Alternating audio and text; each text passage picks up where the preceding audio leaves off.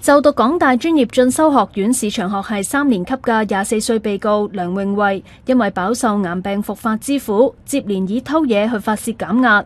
今年1月，佢喺沙田新城市廣場嘅4間鋪頭偷咗化妝品同衫褲鞋襪等等，一共22件物品，總值6195蚊。當時佢獲得輕判，感化1年。法官告誡佢唔好再犯，佢亦都答應。點知佢就當耳邊風，當日下晝就即刻到旺角朗豪坊再犯，喺 H&M 同 Moki 兩間鋪頭偷咗12件衫同飾物，總值1400幾蚊。法院審理期間又爆出佢另外涉及一宗舊年11月喺大埔超級城連環喺6間鋪頭偷嘢嘅案件，總共偷咗61件衫、化妝品同食品，總值7500蚊。